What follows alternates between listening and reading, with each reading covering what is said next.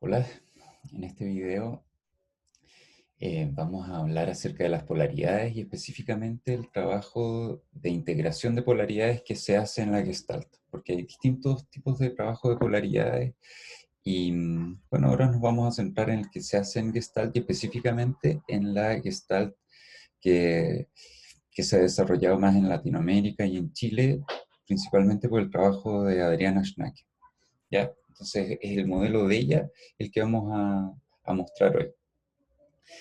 Bueno, las polaridades son un concepto bastante común en Gestalt, y no solo en Gestalt, porque se ocupan con distintos nombres como partes, a veces se puede considerar como persona y sombra o máscara y sombra desde lo junguiano, pero en Gestalt se ocupan bastante, a pesar de que los autores principales, por ejemplo Peirce, prácticamente nunca habla de polaridades, así tal cual. Sí habla mucho de partes y de personificar estas partes en conflicto. Y habla explícitamente Peirce de las partes que son como el perro de arriba y el perro de abajo, que es un tipo de conflicto polar, pero no es el único. ¿Ya? Entonces, a partir de estos trabajos de partes, de dramatización, es que Adriana Schnake plantea un tipo particular de trabajo de partes en que se toman dos aspectos opuestos de la persona que están en conflicto y se dramatizan para que dialoguen y lleguen a alguna clase de entendimiento o coexistencia pacífica. Les voy a compartir un documento en que se explica más o menos los pasos de este trabajo tal como se enseña en la escuela de Gestalt de acá de Chile y se ha transmitido también a algunos otros países. Yo se los voy a explicar. Luego vamos a ver tres ejemplos. Uno, que es un ejemplo inventado por Nana Schnake, por Adriana Schnake, en su libro Sonia te envió los cuadernos café del 87, en que le hace una silla vacía, o sea, un trabajo de polaridades con silla vacía a Freud. Es un trabajo inventado en base a cosas reales, pero es una buena ilustración de cómo este trabajo podría funcionar cuando ya hay dos partes bien armadas y hay una parte que se rechaza, pero que la persona logra ubicarse desde ahí y hablar desde ahí, empoderarse desde ahí. Entonces el trabajo fluye bastante a partir de eso. Luego vamos a ver otro ejemplo en que se parte un trabajo de polaridades, pero sin tener tanta claridad respecto de estas partes, se hace una imaginería y se trabaja desde ahí, y aparece una de las dificultades que puede ocurrir. Y después vamos a ver un extracto de otro trabajo en que se parte con unas polaridades en que hay una más dominante, más valorada, y otra más rechazada, que está como tildada como de la mala, la problemática, y vamos a ver cómo un par de extractos de la sesión en que la paciente muestra esto, que hay una que domina y la otra como que agacha el moño y dice, sí, tú tienes razón, como que yo no sirvo o estoy mal. Y después, a partir de una pregunta que hace la terapeuta, vemos cómo esta parte que estaba más rechazada logra empoderarse un poco como para poder avanzar hacia una posible integración. Entonces, partamos.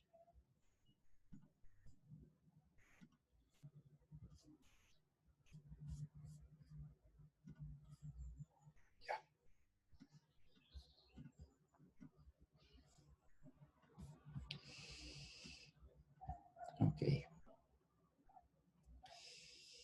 ya. A ver, acá vamos a ver el trabajo de diálogo de polaridades tal como se enseña como con los pasos típicos.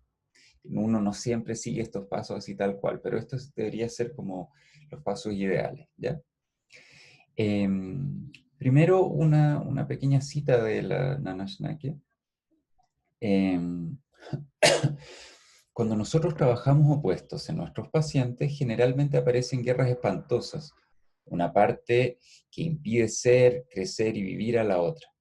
Las cosas que se puede decir una persona a sí misma son insólitas. Los grados de descalificación, violencia y crueldad que puede tener una persona con su otro yo son increíbles. Lo obvio es que esa persona que tenemos al frente es una sola. Por lo tanto, no tenemos ninguna duda de que si realmente asume el discurso de cada una de sus partes con todo su cuerpo, en un espacio diferente para uno y otro, esto tiene que terminar en una reconciliación o por lo menos una coexistencia pacífica, porque ambos personajes habitan en una misma morada y el cuerpo no acepta dividirse, sino a expensas de graves consecuencias. Básicamente, cuando hablamos de estas partes, lo que tenemos que hacer es que la persona logre aceptar e integrar cada una de estas partes, porque finalmente son parte de él o ella, ¿ya? Entonces, en este trabajo se trata de dramatizar externamente este diálogo y lucha interna del sujeto para lograr que acepte completamente a ambas partes, en vez de estar dividido. Ya. ¿Cuáles son los pasos? Eh, Primero, descubrir una polaridad importante que genere conflicto. Esto se puede hacer de múltiples formas. Si alguien odia una parte de sí mismo, se puede tomar esa parte como uno de los polos y una parte opuesta o la parte como que odia a la otra como el otro polo. Si yo digo, ay, me carga la gente de cierto tipo, por ejemplo, la gente dependiente o la gente prepotente, yo puedo construir a partir de eso, de esa proyección, una, una polaridad. También se puede generar estos personajes polares a partir de un conflicto. Quiero esto, pero por otro lado quiero esto otro. La idea es que de alguna manera lleguemos a algún aspecto en que haya conflicto, que sea un conflicto importante. Y es súper importante que estas polaridades, ¿ya? Tienen que reflejar ciertas interrupciones frecuentes o sistemáticas en el proceso de contacto de la persona. Entonces, si es que alguien, por ejemplo, tiene un conflicto muy puntual, en que, voy a inventar algo muy simple, quiere ir a una fiesta pero tiene que estudiar y la persona no, a veces va a la fiesta, a veces estudia, esto no es un gran tema, pero esta es una fiesta importante y también tiene una prueba importante, tal vez le serviría trabajar este conflicto puntual, pero tal vez no haya una polarización, tal vez no haya una pelea constante entre estas partes, ¿ya? Tal vez se llevan bien habitualmente, tal vez pueden coexistir, y solo en esta situación hay conflicto. Eso tal vez requiera atenderse en terapia, pero no es un ejemplo ideal para las polaridades, para trabajar polaridades. Las polaridades se refiere a situaciones en que hay por lo menos una de las partes que continuamente rechaza a la otra. Entonces, yo continuamente en múltiples situaciones en que podría ocupar ciertos recursos, podría conectarme con ciertas formas de ser, formas de relacionarme con los demás, emociones, etcétera, o no puedo, o lo hago pero con gran dificultad, con rechazo hacia mí mismo, etcétera. Entonces son situaciones más estables en el tiempo en que hay una parte de mí que no la tengo tan disponible, ciertos recursos psíquicos, ciertas emociones, formas de relacionarme, etcétera, o que cuando los ocupo, lo puedo hacer, están disponibles, pero con un costo muy alto de rechazo, conflicto, tensión, angustia. Esas situaciones en que esto se repite una y otra vez son las ideales para hacer este trabajo, ¿ya? Y por otro lado, es súper importante que para este trabajo es necesario que cada parte tenga cosas positivas que yo quiero integrar. Entonces no me sirve poner cualquier cosa en una parte. Por ejemplo, si yo pongo mi polaridad sana y mi polaridad con crisis de pánico, esta tal vez no sea la mejor forma de construir estos polos.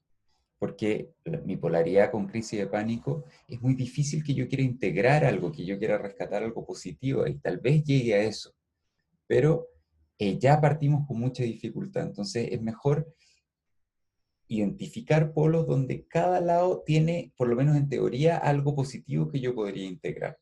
Vamos a ver igual en los ejemplos. Y eso por ahora. Ok, entonces tengo esta polarización, ¿ya? De repente en terapia hay una gran polarización con dos polos que se mantienen siempre. De repente, no, yo le voy cambiando los nombres. Es importante que notemos que esta polarización, perdón, este conflicto polar y estos personajes polares son una construcción terapéutica, no son reales, entre comillas, son nombres que le ponemos a formas de ser, emociones, formas de relacionarnos, etcétera, para ocupar esta técnica, ¿ya? Y también es importante igual que consideremos que en general los pacientes tienen ciertos conflictos que son más o menos estables.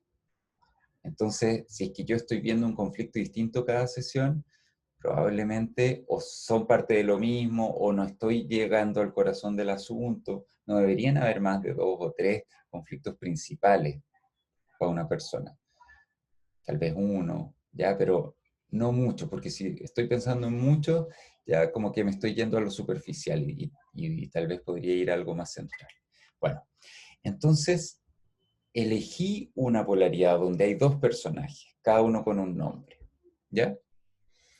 El paciente le pone el nombre a cada parte o de repente yo puedo sugerir algo, pero es importante que le haga sentido al paciente o la paciente.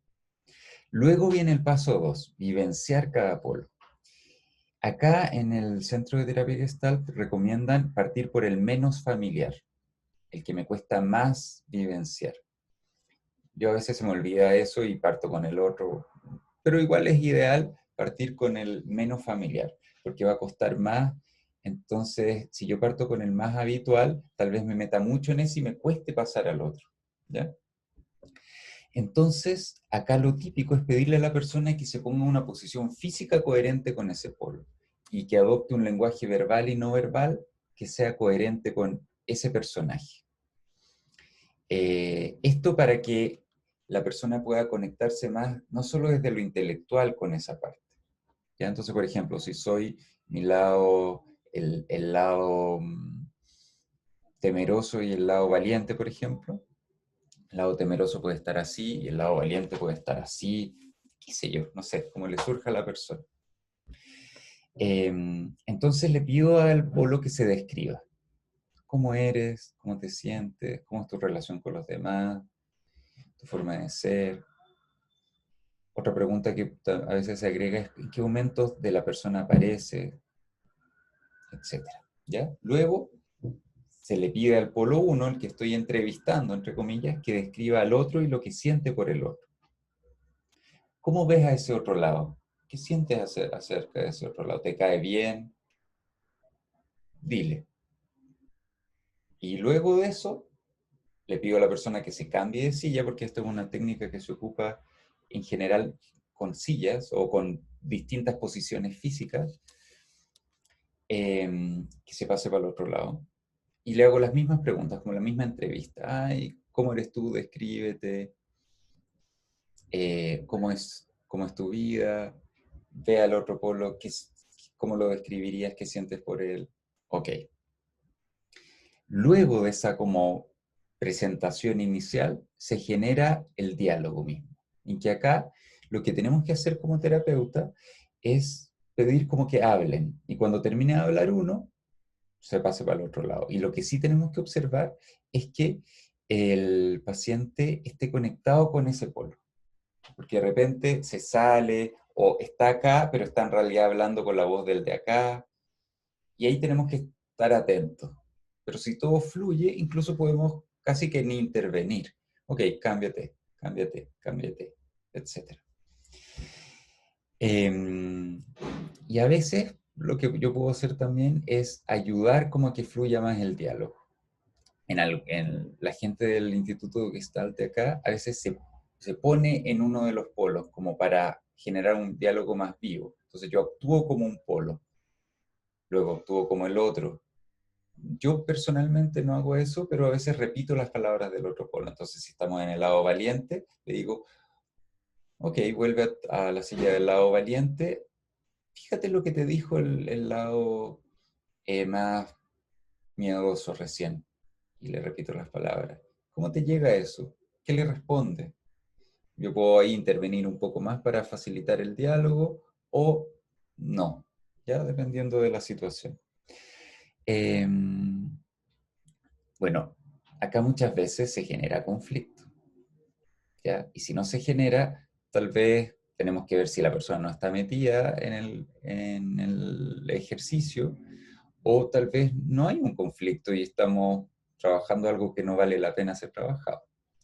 Bueno, luego de que ya se están claros los polos, están distintos y empiezan a dialogar y aparecen las tensiones y los conflictos y la guerra interna, yo trato de que cada polo reconozca lo bueno del otro.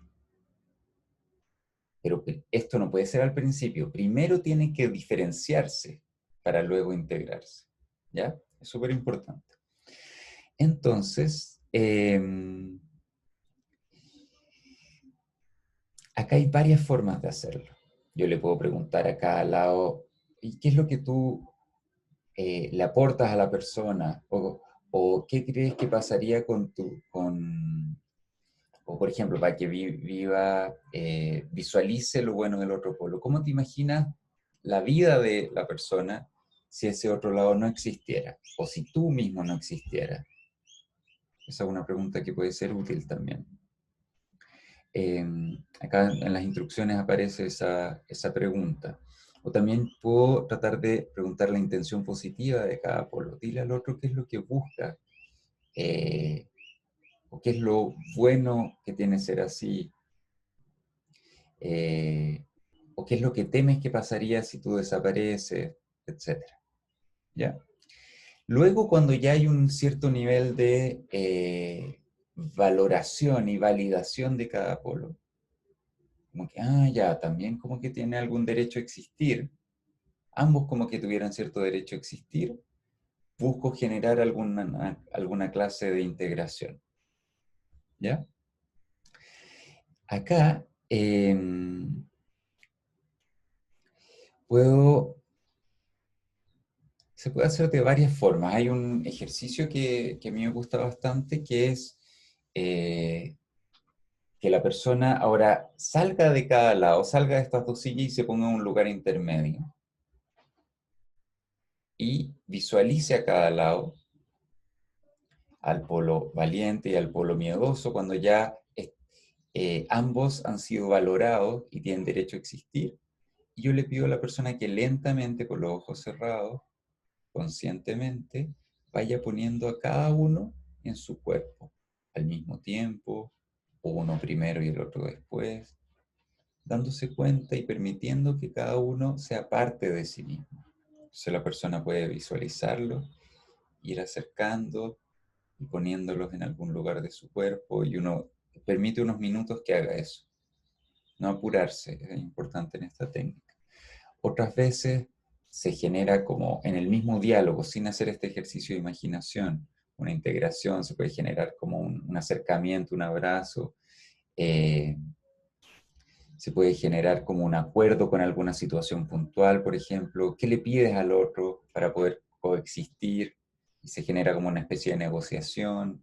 Hay distintas formas de generar esta integración, ¿ya?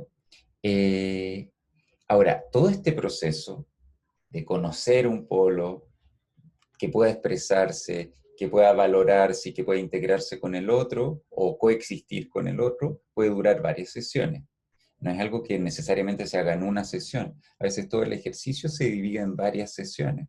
Y por ejemplo, la primera sesión, el paciente no valora nada del otro polo. Solo empezó el diálogo. ¿Ya? Eso también es normal.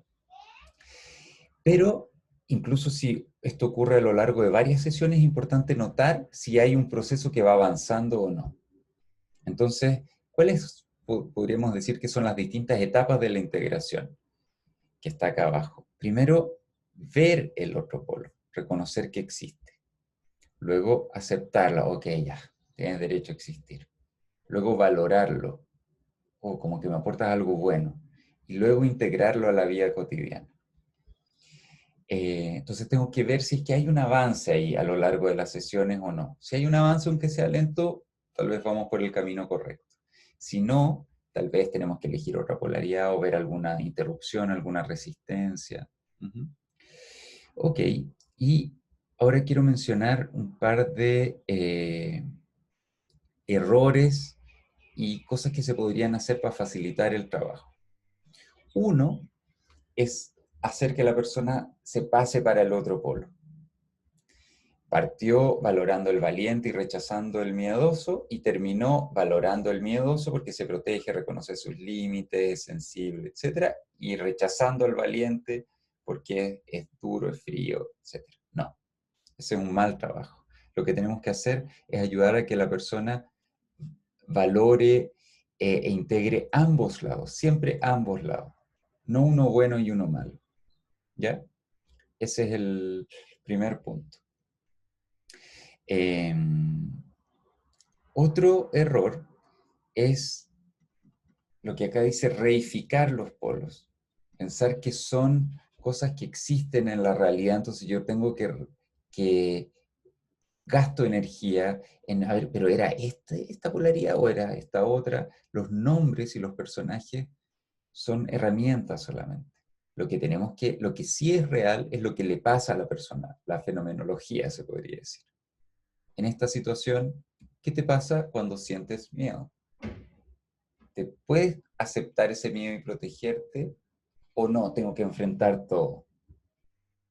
¿Ya? Y tenemos que, cuando entremos en estas dudas, pajas mentales, etcétera, de pensando como que son cosas reales, personajes reales dentro de la mente de la persona, olvidémonos de eso y vamos a la experiencia.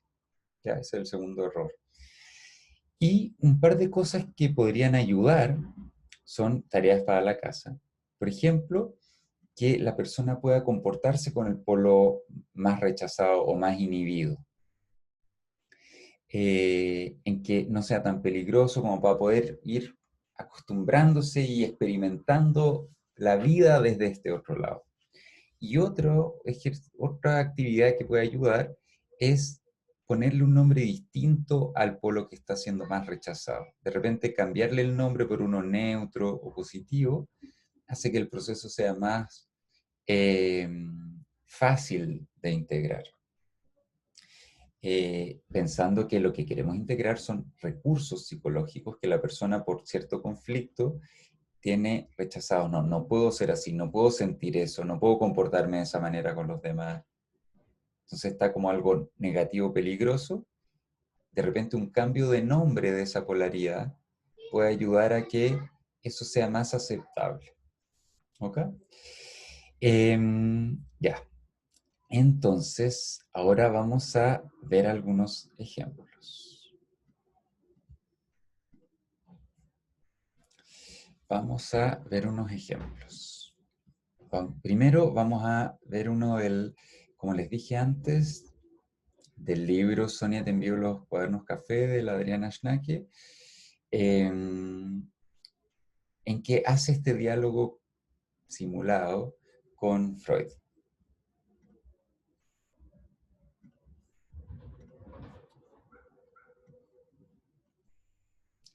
Ok, por acá debería estar. Ya. Esto estamos en la página 62, por ahí. Bueno, no, depende de la edición. Pero en el capítulo 3, en que habla del cáncer en Freud. Acá planteo una interpretación del cáncer. No sé, no me convence tanto esa interpretación, pero no nos vamos a centrar en eso. Nos vamos a centrar en el diálogo de polaridades. ¿Ya? ¿Cómo llega a inventar este diálogo de polaridades? Es en base a ciertas situaciones reales, especialmente en que Freud tuvo una operación y estuvo muy mal en el hospital, estuvo en condiciones muy precarias, muy denigrantes, se podría decir, para cualquier persona y para alguien como de su importancia también, especialmente denigrante. Estuvo a punto de morir y al parecer fue salvado por una persona como con retraso mental. Y acá, no sé si esto será real como la vivencia de Freud, pero la Nana Schnake se imagina a un Freud como sintiéndose muy humillado por estar en esas circunstancias y no teniendo que ser como objeto de la intervención de otros, en una posición muy dependiente, sin poder hacer nada, sin poder hablar, siendo salvado por un una persona con retraso mental, o sea, una situación muy humillante. Yo creo que nosotros nos podemos imaginar alguien que le cueste conectarse con ese polo más dependiente, más frágil, más humilde, en esa circunstancia sería muy difícil, muy angustiante. Entonces, a partir de esta mezcla entre realidad, imaginación empática, la Nana Schnake hace un trabajo de polaridades que hace sentido si uno se imagina esta situación, ¿ya? Imaginemos un paciente que es más o menos narciso, súper empoderado, siempre puede hacer las cosas, le va bien, etcétera, y que de repente se ve en una situación muy imposibilitada, se enferma, depende de los demás. Es típico que estas personas se angustian mucho por estar en esta situación. Entonces, claro, puede estar en esa situación, más bien tiene que hacerlo, pero con mucha angustia. Y esa es una señal de que aparece una vivencia que está rechazada, que estoy en conflicto con esa vivencia, la vivencia de dependencia y fragilidad. Entonces puedo construir una polaridad con eso. ¿Ya? Veamos el diálogo mismo. Acá está. Ya, terapeuta. Esto es un diálogo imaginario, ¿ya? Pero nos sirve para ilustrar cómo podría ser un trabajo así. Bueno, doctor Freud, le sugiero que siente en esta silla eh, a Freud. O sea, que usted se siente en esta silla. ¿Cómo se siente ahora? Ya lo terminó la operación. Freud habla que está un poco débil. Me duele bastante, perdí mucha sangre. Entonces el terapeuta básicamente le plantea, estás en el polo humilde. Acá se salta en el trabajo previo que hay que hacer para plantear este ejercicio y plantear estos polos, como que no es solo llegar y decirle así a un paciente de la nada, ¿ya? Pero bueno, saltándonos estos preparativos, ok, entonces tú eres el lado humilde, el sumiso. Dime cómo es, dime cómo eres. Bueno, cuando se trata de mí, de estas cosas, acepto lo que me dicen. Y acá la primera intervención. No, no, no, doctor. Usted es así. El otro está al frente. Acá como para separar. Eres el lado humilde. No como mi lado humilde es así, no. Yo soy así. Que se ponga en primera persona entero en ese polo. ¿Ya? Entonces ahí el lado humilde de Freud, o sea, Freud en la silla de su polaridad humilde dice, bueno, soy tímido, no me gusta molestar, soy humilde. Si me han llevado a este consultorio, que era un consultorio muy, como muy escasos recursos, no tenía una cama para acostarse, etcétera, ¿por qué voy a querer algo mejor? Dígale algo al que tiene al frente. No sé, no quisiera que tú aparecieras, aunque no creo que puedas aparecer. Tú tienes que estar muy seguro y tomar distancia de los demás para saber qué quieres y qué quieren. Yo, en cambio, dejo que me toquen, que me hagan lo que quieran, me resigno. Ellos sabrán lo que es mejor. Cámbiese. Y acá viene el lado omnipotente, narcisista. No quiero ni escucharte. ¿Cómo se ve que jamás te has ocupado de nada? Me das asco, no quisiera haberte visto nunca. Permites que cualquiera y en cualquier condición se meta en tu cuerpo, lo trajine y te maltrate. Eres un masoquista. Cambia de nuevo al humilde. No sé de qué me hablas. A mí tampoco me gustas tú. Me escondes, no me dejas salir, te avergüenzas de mí. Y si yo no existiera, ¿qué hubieras hecho tú ahora que nos tenían que operar? Cambio de nuevo. A mí no habrían tenido que operarme y si necesito algo habría sabido con quién hablar. ¿Dónde hacer una cosa así? En la clínica, que tiene inmejorables condiciones de asepsia y esterilización. ¿Crees que iba a permitir que me tocaran así? Cambio de nuevo. Claro, pero no querías que nos pasara eso. Esto, ahí me dejaste solo. A mí también me habría gustado estar mejor, pero yo no sé ni pedir y acepto lo que me toca, como tanta gente humilde. Eso es lo que tú no entiendes con lo inteligente que eres. Yo acepto lo que me toca. Si es bueno, gozo. Si es malo, sufro. De nuevo cambio. No sé cómo puedo compartir un mismo cuerpo con alguien tan limitado como tú. Y la terapeuta interviene para destacar un punto que es importante. Contéstele eso que dijo, que usted no quería que eso les pasara.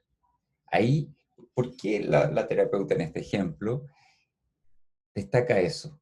Porque está, eh, A ver, esto en abstracto no tiene mucho sentido, no va a conducir como a nada el lado omnipotente, el lado humilde. Lo que pasa es que había una situación en que el Freud real no tenía control sobre lo que pasaba. No quería que esto pasara, pero pasó igual. En esa situación, el polo humilde es valioso. En abstracción, tal vez no.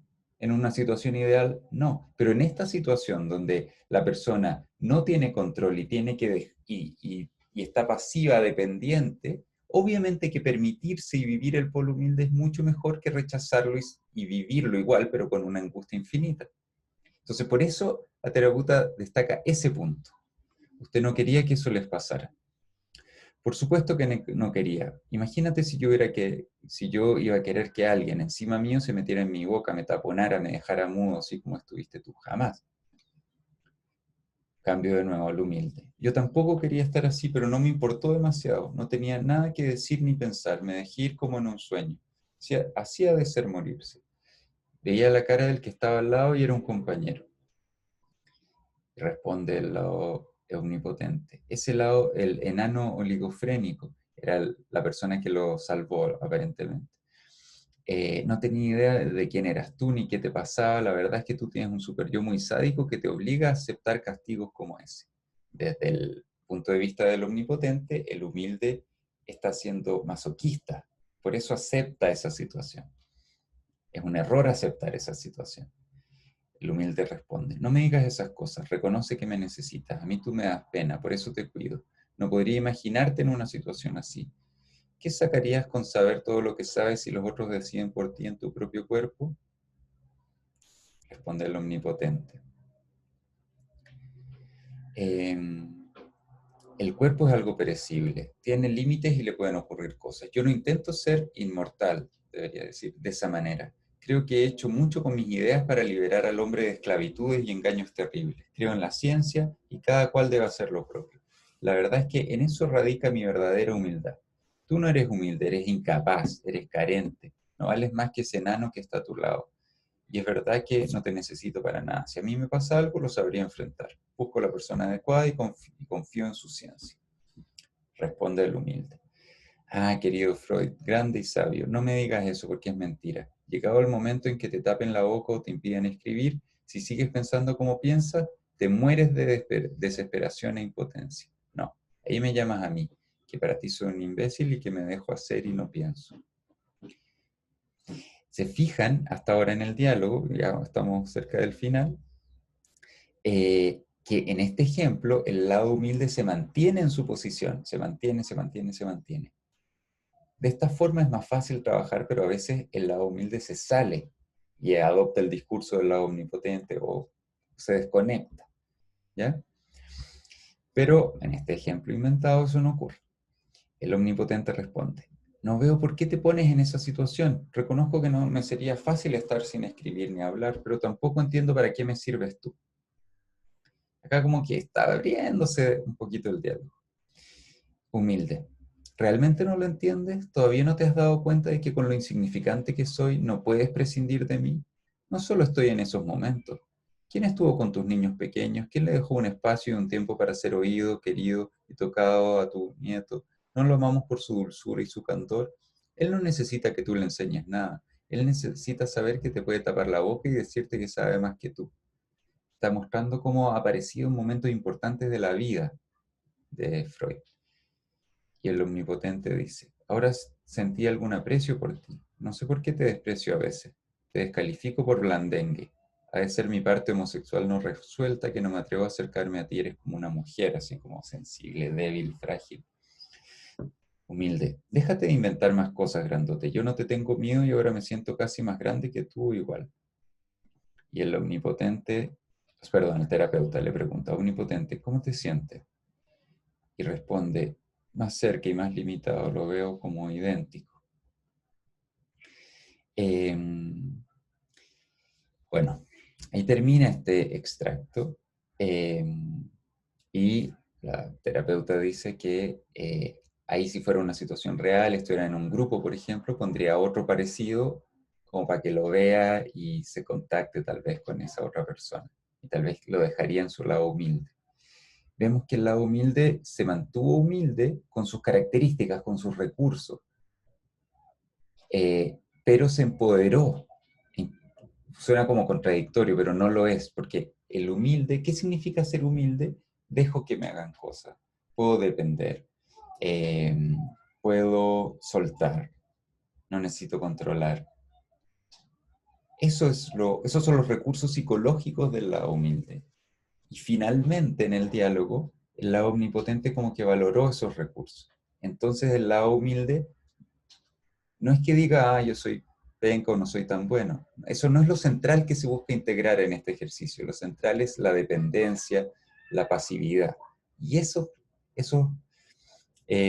rasgos, esos recursos psicológicos, esas características, suben y se ponen como igual a las otras, a la capacidad, a lo bueno de la omnipotencia, se reconoce, pero lo bueno de la dependencia, pasividad, humildad, no sé, también se reconoce como algo válido. Entonces, la persona está más entera. Puedo conectarme con mi omnipotencia en ciertos momentos para dar un gran discurso y convencer a mi instituto de hacer algo, para escribir un libro, pero también cuando juego con mi nieto, cuando me van a operar, me puedo conectar con mi lado humilde. Ese es el propósito de la integración. Bueno, ahora vamos a ver una dificultad y después vamos a ver la segunda dificultad. Vamos a avanzar un poco más en este mismo libro. Ya. Ok, vamos a ver esta parte que está en amarillo. Este es otro ejercicio, es real, ¿sí? Esta vez, en que no se parte ya de una polaridad identificada e importante. Acá hay una diferencia clave. En el ejercicio inventado anterior, a partir de un análisis de la vida de Freud, se construyen estas polaridades que suenan como bien importantes. Y hay una situación más encima en que claramente la polaridad más rechazada, más inhibida, es útil. Entonces todo eso facilita el trabajo. Pero acá, en este otro ejemplo, no se tiene nada de esa información, nada de ese trabajo previo está disponible y se parte con un ejercicio de imaginación, una imaginería, y de ahí se construyen las polaridades, pero vamos a ver que, claro, se pueden construir con imaginerías y cosas así más abstractas, pero eso también tiene ciertos problemas asociados que aparecen en el mismo diálogo. Bueno, es un ejercicio en que se le indica a la persona, como tipo de imaginería, que llegue a una sala de museo que está oscura y de repente aparece la luz, se ilumina una parte de la sala del museo y hay una estatua de él o ella misma. Tiene que ver todos los detalles, de qué material está hecho, cómo está la postura, la expresión vital. Después tiene que dejar que entre el público y cuente cómo ve la estatua. Y después, en el ejercicio se le pide que a la persona que construya otra estatua, también de sí misma, pero esta vez que la construya del material que quiere que sea y con la posición que quiere que tenga, como el yo real con el yo ideal. Se podría generar como una diferenciación así. Eh, bueno, esta es una forma de llegar a polaridades. Ahora, yo definitivamente no recomiendo estas formas indirectas. Es mucho mejor ir a una situación concreta, real. Pero también uno puede ocupar estas imaginerías y cosas así. Ya, entonces acá este es el paso 1 como identificación de polaridades. ¿Ya? Bueno, después se genera el paso 2 de como conexión con cada polo y el paso 3 de diálogo. Veamos lo que ocurre. Ya, conviértete en la estatua de mármol. Bueno, perdón. La primera estatua en este ejemplo es como un gladiador Diego, de mármol, mármol brillante, con músculos, postura como atlética, el rostro hermoso, alto, macizo, etc. Como, claro, un gladiador griego. Y los puños cerrados, algo que no calzaba totalmente con el resto. Y La otra estatua era una escultura de un hombre en el suelo, con las piernas cruzadas por delante, afirmando los pies y sosteniendo con los brazos las rodillas y la cabeza inclinada de madera. ¿Ya? Y el paciente, que ya tenía como harto trabajo de psicoanálisis, dijo que la estatua de mármol era su tendencia exhibicionista y narcisista, y la otra era su tendencia como más de sentir vergüenza. Y ninguno de los dos o en ninguna de las dos estatuas se sentía muy feliz. Bueno, entonces se partió, explorando. Conviértete en la estatua de mármol. Y habla desde ahí. Aquí estoy para que me admiren. Observen qué hermoso soy, qué músculos, qué torso, qué sexo. Soy brillante, brillo por todos lados. Es a mí al que miran, no a ti. Tú eres insignificante. Ya le empieza a hablar al otro. Cámbiate de lado. Y la estatua de madera dice, sin embargo, yo me siento muy vivo. Estoy en contacto con la tierra, soy parte de ella, soy un tronco de árbol que sale de la tierra. Recibo mi alimento de la tierra, la savia corre por mi cuerpo. ¿Para qué estás parado ahí? Pobre, me das pena, tú no estás vivo. Acá la observación es importante. La voz es profunda y con pocos matices, no logra transmitir esa sensación de vida. Ahora, si se fijan, ¿cuál es la polaridad acá? Claro, una estatua de mármol y de madera, pero ¿cuál es la diferencia fundamental? No está clara, no está clara para nada. En el ejercicio con Freud había una diferencia absoluta, muy clara, entre el lado humilde, pasivo, dependiente, y el otro lado activo, grandioso, como que exige sus derechos, etc. Y acá no. Claro, son personajes distintos, pero ¿cuál es la forma de ser distinta y opuesta? No está claro. Sabemos lo que ocurre. La de mármol dice, envidioso, tú siempre tratando de tirarme para abajo, te gustaría ser como yo, estás perdido y enterrado en el suelo, vives de mi brillo, de mi éxito, a mí es el al que quieren ver. La voz es firme con orgullo y vitalidad. Cámbiate de nuevo. La estatua de madera dice, no es verdad que te envidie, me das pena, tú vives de la admiración de otros, si los otros no están, desaparece. Yo en cambio tengo vida propia, estoy sostenido abajo, me alimenta la tierra, estoy vivo. Pero la voz sigue siendo monótona y con algo de tristeza. No calza bien esto, como que uno fuera más falso y el otro más real, así que fuera al revés. ¿Ya? Cámbiate. Acá la terapeuta pide cambio nomás, no interviene. El de mármol, fanfarrón, tú estabas pegado a la tierra, dependes de ella, como yo de que me miren. No quiero seguir peleando contigo, siempre me tiras para abajo. Dejemos que entre la gente, que el público entre y ellos deciden a quién prefieren. Cámbiate de nuevo. Claro, tú y tu público, sin ellos no puedes existir. Si tú no existes, no te ven. Si no hay luz, desapareces. Cámbiate de nuevo. Y la de mármol dice, claro, en eso tienes razón. Ahora la voz cambia, es temblorosa. ¿Tú no podrías ayudarme? Me siento como de cartón, piedra, es una sensación muy extraña. Estoy vacío por dentro. Antes, cuando era de piedra, me sentía firme y ahora no, estoy vacío. Ayúdame, tú siempre sentado ahí diciéndome que estoy mal, no me ayudas. Cámbiate de nuevo. Y la de madera dice, te tengo mucho cariño y mucha pena. Quisiera que estuvieras vivo como yo. Pero tú quieres estar parado, estar ahí separado de mí. Ahora la voz se puso intensa. Ahora, ¿qué está pasando acá? Yo no tengo idea. Yo honestamente no tengo idea.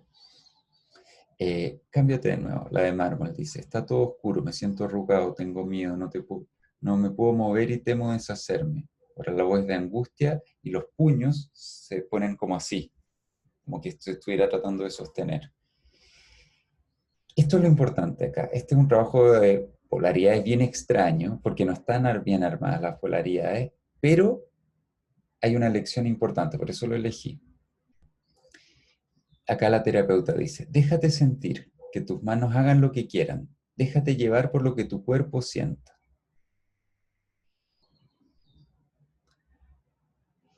Ve como que hay algo que se activa a nivel corporal, como que está algo que está pasando y se facilita que se exprese esa figura, que se contacte con eso. Ese es un principio gestáltico básico y que cuando aparece esto como medio desvitalizado, como medio deforme, si hay algún movimiento, trato de conectar con eso y después veo a ver cuál era esa polaridad, qué estaba pasando. Eso es secundario, ¿ya? Entonces se queda como imposibilitado de moverse, ojos cerrados, manos abiertas, casi a punto de desplomarse, parece como un niño abandonado. Y la terapeuta le repite lo mismo. Déjate sentir, no pienses, deja que tus manos y tu cuerpo te digan qué quieren hacer. Y empieza a mover las manos, a acercarlas a sus brazos, se toca, se reconoce, cambia el rostro, se empieza a tocar los muslos, el cuerpo, lentamente se va moviendo y va al suelo. Por un segundo toma la postura de la estatua de madera, pero rápidamente sigue moviéndose, como chocando con el piso, pero no agresivamente, sino que como testeando sus límites, como probando que es un objeto sólido, se podría decir. Luego abre los ojos, se queda en silencio y dice, qué increíble, mis manos, ¿cómo las sentí? Esto no tiene nada que ver con lo que yo imaginé de mis dos estatuas. Bueno, acá ocurre algo que se desvía de los pasos que yo le expliqué antes, pero es algo que puede ocurrir. De repente yo construyo unas polaridades y como que no se arma un diálogo, no se diferencian tan claramente, están como ahí algo medio incongruente. Yo sigo la figura y veo ahí después qué ocurre, o si no, desarmo el trabajo. Pero un trabajo desvitalizado como que no tiene sentido. ¿Ya? Y ahora vamos a ver el último, eh, el último ejemplo que está, déjenme verlo por acá. Ya, va a ser cortito porque ya este video me está quedando un poco muy demasiado largo. A ver, esto, y acá está. Ok, esto es de la memoria de Abigail Barahona, que una memoria que analiza un proceso, una terapia entera, viendo el proceso de integración de polaridades. Acá hay dos polos, voy a centrarme solo en esta parte. Y hay un polo, creo que lila y otro rojo. Roja y lila, ¿ya? Están en un diálogo de polaridades. Roja es el lado más valorado y lila el lado más rechazado como sensible, llorón, angustiado. Roja es el lado más fuerte. Entonces, Roja le habla a Lila. Bueno, Lila, tienes que aprender a tener más disciplina porque en la vida nada es gratis, nada te va a llegar fácil, porque desde que yo tomé entre comillas más el control en la vida de la paciente, tienes que reconocer que igual te fue mejor en la U, te fue mejor en la vida, porque antes de que yo tuviera el control, te da, te da pena, está bien ser como sensible y todo eso, pero no todas las cosas te pueden derrumbar siempre. Le dice básicamente que tiene que ser más fuerte y no puede derrumbarse con todo. Y que desde que ella, la roja, tomó el control, las cosas andan mejor. Y la terapeuta le dice, cámbiate, Lila, ¿escuchaste lo que te dijo la roja? ¿Qué sientes? Y la paciente desde el lado lila dice, bueno, en cierto modo igual tiene razón, porque antes igual como que yo salía harto y salía harto como que aparecía en la vida de la paciente y pasaban cosas, me acordaba de cosas y no iba a clases, como que se acordaba de cosas dolorosas y faltaba clases, como que no funcionaba bien. Entonces, de que ella tomó el control, las cosas han ido mejor, me ha ayudado harto. Acá hay un lado que está valorado y el otro cuando habla valora el primero. Pero el lado lila, nadie lo valora. El lila no se valora y el rojo no valora al lila. ¿Ya?